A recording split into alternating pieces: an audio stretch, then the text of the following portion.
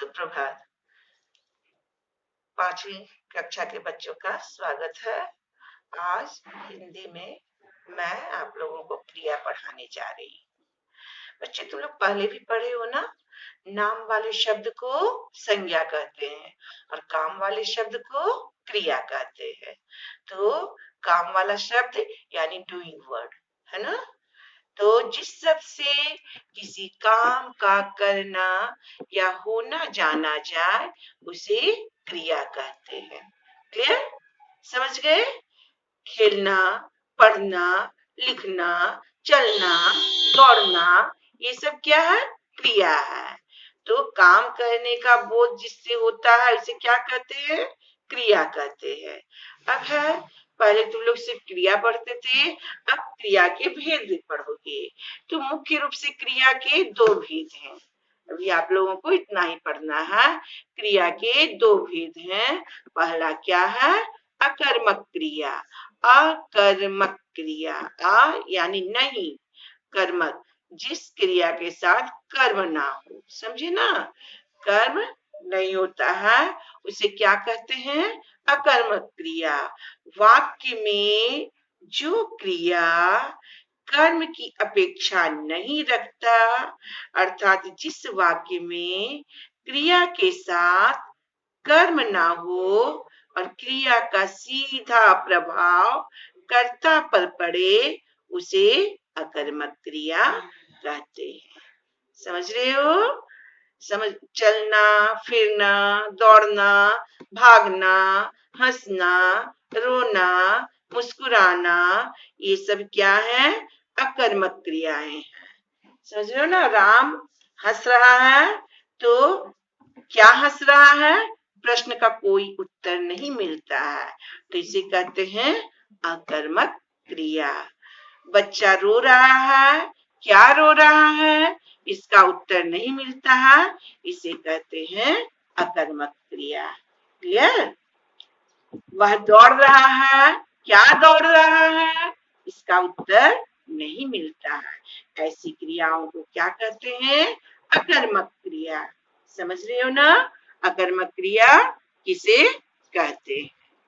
Next है सकर्मक क्रिया। अकर्मक क्रिया के बाद क्या आता है? सकर्मक क्रिया। सकर्मक क्रिया यानी स जोड़ कर्म, यानी जिस क्रिया के साथ कर्म साथ, जिस क्रिया के साथ कर्म मौजूद हो।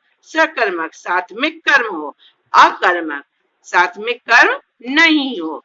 अकर्मक अ जोड़ कर्म, कर्म नहीं है। सकर्मक स जोड़ कर्म, कर्म साथ में है। क्लियर? तो सकर्मक क्रिया किसे कहते हैं? वह क्रिया जो कर्म की अपेक्षा करती है, कर्म की जरूरत महसूस करती है, अर्थात जिस वाक्य में क्रिया के साथ कर्म हो और क्रिया का सीधा प्रभाव कर्ता से ना पड़कर कर्म से पड़ता हो, कर्म से पड़ता हो, है ना, उसे सकर्मक क्रिया कहते हैं। जैसे पढ़ना, लिखना, खाना, पीना, देना, लेना आदि क्या है? सकर्मक क्रिया है। जैसे हम बोलते हैं राम पुस्तक पढ़ रहा है, क्या पढ़ रहा है? तो प्रश्न का उत्तर मिलता है पुस्तक। राम पत्र लिख रहा है, क्या लिख रहा है? पत्र लिख रहा है, प्रश्न का उत्तर मिलता है, उसे कहते हैं सकर्मक। राम खाना खा रहा है, क्या खा रहा है? खाना, तो क्या हो गया? ये सकर्मक। राम दूध पी रहा है, तो क्या पी रहा है? दूध पी रहा है, इसे कहते हैं सकर्मक। वह पैसा दे रहा है, क्या दे रहा है? पैसा दे रहा है। वह सामान ले रहा है, क्या ले रहा है? सामान ले रहा है। तो जहाँ क्या प्रश्न का उत्तर मिल रहा है उसे कहते हैं सकर्मक क्रिया। जहाँ क्या प्रश्न का उत्तर नहीं मिलता है उसे कहते हैं अकर्मक क्रिया। राम चल रहा है, क्या चल रहा है? उसका उत्तर मिलेगा नहीं। राम दौड़ रहा है, क्या दौड़ रहा है? उसका उत्तर नहीं मिलेगा। वह भाग रहा है, क्या भाग रहा है? उत्तर नहीं मिलेगा। बच्चा हंस रहा है, क्या हंस रहा है? नहीं उत्तर मिलेगा। ऐसी क्रियाओं को अकर्मक कहते हैं और जहां उत्तर मिलता है उसको सकर्मक। तो अकर्मक क्रिया में क्या होता है, क्रिया का सीधा फल कर्ता पर पड़ता है, और सकर्मक क्रिया में क्या होता है, क्रिया का सीधा फल कर्ता पे ना पड़कर कर्म में पड़ता है, पहले कर्म पर पड़ता है, उसे क्या कहते हैं, सकर्मक क्रिया। समझे बच्चे, तुम लोग भी छोटे बच्चे हो, इतना ही जानोगे। अब तुम लोगों को अकर्मक सकर्मक क्रिया को कैसे पहचानोगे वो ट्रिक में बतला रही हूँ, है ना, समझोगे तुम लोग। अकर्मक सकर्मक क्रियाओं को पहचानने की सरल विधि, सरल तरीका बतला रहे हैं। अकर्मक तथा सकर्मक क्रियाओं को पहचानने के लिए वाक्यों में प्रयुक्त क्रिया पर क्या से प्रश्न करके देखना चाहिए। यदि क्या प्रश्न के उत्तर में कोई निर्जीव संज्ञा प्राप्त होती है तो वह संज्ञा उस क्रिया की कर्म कही जाती है और उसे सकर्मक क्रिया कहते हैं। और अकर्मक क्रिया पर क्या से प्रश्न करने पर उत्तर में कोई निर्जीव संज्ञा प्राप्त नहीं होती है, कोई संज्ञा प्राप्त नहीं होती है, उसे कहते हैं अकर्मक क्रिया। देखो फिर उदाहरण के द्वारा हम समझा रहे हैं। बच्चा पत्र लिख रहा है, ठीक है, बच्चा पत्र लिख रहा है। इस वाक्य में क्रिया पर क्या से प्रश्न करने पर उत्तर में निर्जीव संज्ञा प्राप्त होगी। जैसे देखो बच्चा पत्र लिख रहा है, प्रश्न करते हैं क्या लिख रहा है, तो निर्जीव संज्ञा प्राप्त हो गया। क्या हुआ, निर्जीव संज्ञा पत्र लिख रहा है। तो ऐसी क्रियाओं को क्या कहते हैं, सकर्मक क्रिया। अब मेरे बच्चे समझ लिए होंगे ना, तुम लोग समझ गए होंगे सकर्मक क्या है, क्या प्रश्न का उत्तर दे रहा है ये क्रिया, तो उसको हम क्या कहते हैं, सकर्मक क्रिया। बच्चा सो रहा है, इस वाक्य में क्या प्रश्न करने पर उत्तर कुछ भी नहीं मिलता है। क्या सो रहा है, अगर हम कहते हैं इस वाक्य में बच्चा सो रहा है, वाक्य में अगर हम क्या प्रश्न उठाते हैं कि क्या सो रहा है, तो क्या का उत्तर मिले, कौन सो रहा है, तो बच्चा सो रहा है, लेकिन वो क्या का उत्तर तो नहीं मिल रहा है ना, क्या सो रहा है में कोई उत्तर नहीं प्राप्त होता है। तो सो रहा है क्रिया का सीधा प्रभाव किस पर पड़ रहा है, बच्चा पर पड़ रहा है। बच्चा क्या है, कर्ता है, कर्ता यानी सब्जेक्ट, सब्जेक्ट यानी जिसे काम करने वाले का बोध होता है उसे कर्ता कहते हैं, समझे ना। सब्जेक्ट इंग्लिश में जानते होंगे, जिसे काम करने वाले का बोध हो उसे कर्ता कहते हैं। तो यहाँ पर क्रिया का सीधा प्रभाव किस पर पड़ रहा है, कर्ता पर पड़ रहा है। ऐसी क्रिया को क्या कहते हैं, अकर्मक क्रिया। और देखो यहाँ बच्चा पत्र लिख रहा है, मैं देखो लिख रहा है, क्रिया का सीधा प्रभाव बच्चा यानी कर्ता पर ना पड़कर किस पर पड़ रहा है, कर्म पर पड़ रहा है, पत्र पर पड़ रहा है, इसलिए ऐसी क्रिया को सकर्मक क्रिया कहते हैं। तो बच्चे तुम लोग समझ गए होंगे ना, अकर्मक क्रिया क्या है, सकर्मक क्रिया क्या है। अब भाषा अभ्यास में इस प्रकार के जो प्रश्न होंगे उसका उत्तर तुम लोग हल करते चले जाना, ठीक है। अब देखो अकर्मक क्रिया का कुछ उदाहरण दे दिए हैं।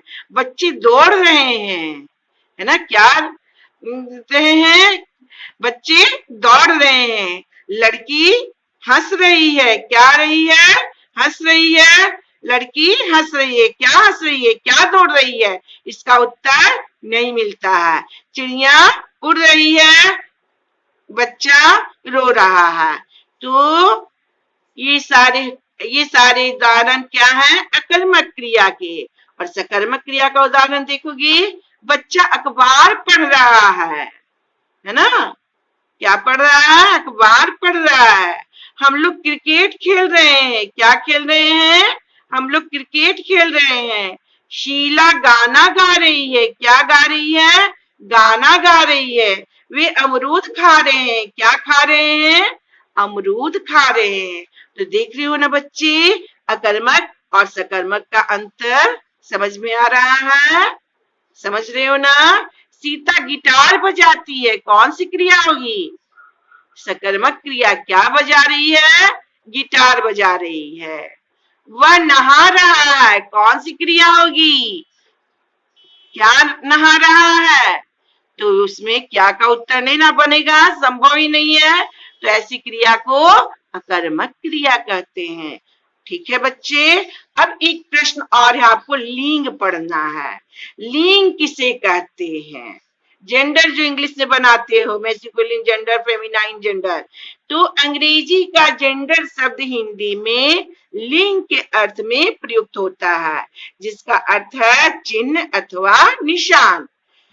व्याकरण में पुरुष या स्त्री जाति का बोध कराने वाले शब्द रूप को लिंग कहते हैं। क्या कहते हैं? लिंग कहते। किसको? पुरुष या स्त्री जाति का बोध कराने वाले शब्द को लिंग कहते हैं। लिंग के कितने भेद हैं? लिंग के 2 भेद हैं।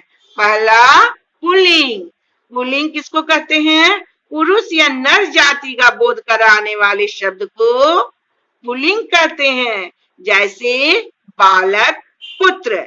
उसी तरह स्त्रीलिंग, स्त्री या नर जाति का बोध कराने वाले शब्द को स्त्रीलिंग कहते हैं, जैसे बालिका, पुत्री इत्यादि। बच्चे समझ गए? तो आज तुम लोगों को मैं क्रिया और लिंग पढ़ा चुकी हूँ। लिंग और क्रिया से जुड़े जो भी प्रश्न आपके भाषा अभ्यास पुस्तिका में है, उसको हल करते चले जाना। ठीक है मेरे बच्चे, खूब मन से पढ़ोगे, स्वस्थ रहोगे, बाहर नहीं निकलना है, अपनी पढ़ाई करना है, अच्छा से खाना पीना है, बीमार नहीं पड़ना है। मन लगाकर पढ़ो, घर में बैठ करके समझो और सॉल्व करते जाओ। किसी को परेशान भी नहीं करोगे घर में भी, और पढ़ाई करते रहना। ठीक है, थैंक यू, धन्यवाद।